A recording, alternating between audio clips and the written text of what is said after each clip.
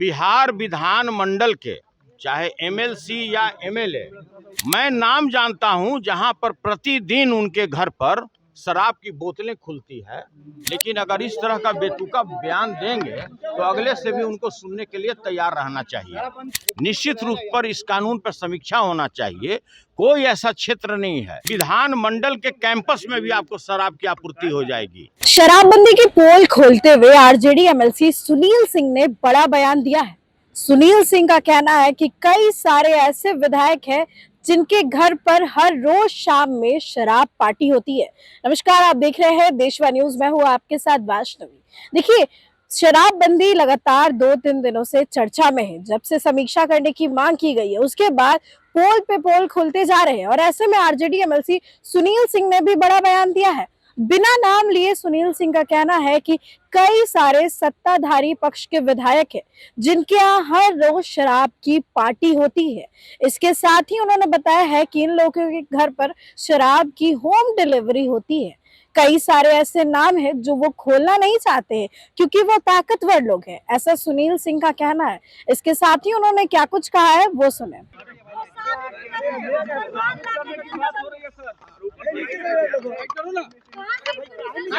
क्या पूछ रहा है, बोलिए ना।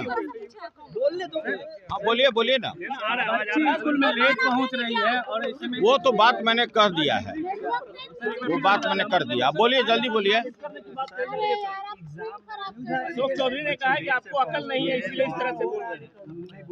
ये देखिए, स्वाभाविक है कि उतना बड़ा भ्रष्टाचारी इस राज्य में कोई नहीं है जो अरबों रुपया भ्रष्टाचार से अकूत कमाई संपत्ति अर्जित किया हो, तो उनमें उनका ज्ञान का तो कोई सानी नहीं है, इस पूरे राज्य में कोई नहीं है।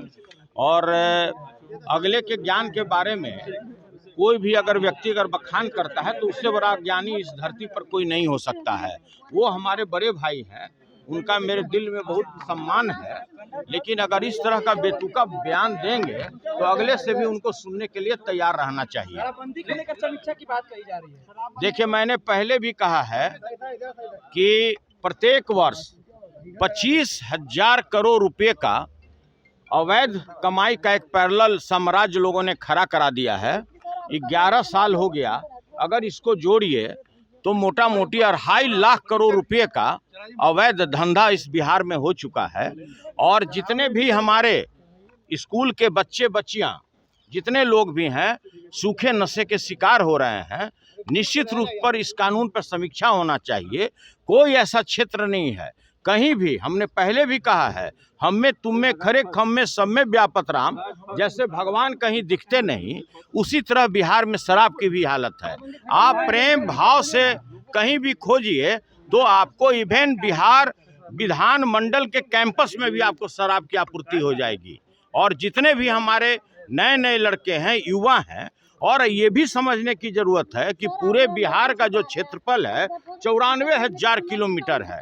और अगर आप 20 पोस्ट, 25 पोस्ट, 40 चेक पोस्ट लगाए हैं तो इससे आप शराब नहीं रोक सकते हैं। इसलिए कि आपके जितना भी समीपवर्ती राज्य हैं, उत्तर प्रदेश, झारखंड, बंगाल, आपसे सटा हुआ है और कहीं भी शराबबंदी नहीं है। और उससे भी बड़ी बात है, नेपाल का जो बॉर्डर है वहाँ भी आपका शराबबंदी नहीं है। तो कैसे आप अपेक्षा करते हैं कि बिहार में शराबबंदी हो सकता है? छात्रों को शराब के नशे में रात में पुलिस ने गिरफ्तार किया है पटना यूनिवर्सिटी। देखिए, ऐसा है, हम नाम नहीं लेना चाहते हैं। बिहार विधान मंडल के चाहे एमएलसी या एमएलए, मैं नाम जानता हूं जहां पर प्रतिदिन उनके घर पर शराब की बोतलें खुलती है। वहां पर लोग बैठकर सामूहिक रूप से शराब पीते हैं। लेकिन मैं नाम लेना उचित नहीं समझता हूं। सत्तारूढ़ पार्टी से वे लोग जुड़े हुए लोग हैं, बहुत शक्तिशाली लोग हैं। तो भाई देखिए, ऐसे है, क्या मंत्री क्या विधायक, अरे भाई आप क्यों नाम हमसे खुलवाना चाहते हैं? हमारा ये कहना है कि शराबबंदी बिहार में है ही नहीं। शराब जिस समय यहाँ पर प्रोहिबिशन लागू नहीं था, उस समय से भी ज्यादा शराब अभी बिहार में आ रहा है। उतना ही नहीं, पूरा बिहार उड़ता पंजाब बन गया है। पूरा बिहार उड़ता पंजाब बन गया। आप जितने भी नई पीढ़ी के हमारे युवक हैं, सभी के नस्ल को आप खराब कर रहे हैं इस शराबबंदी को लागू करके। सारे लोग सूखे नशे के शिकार हो चुके हैं।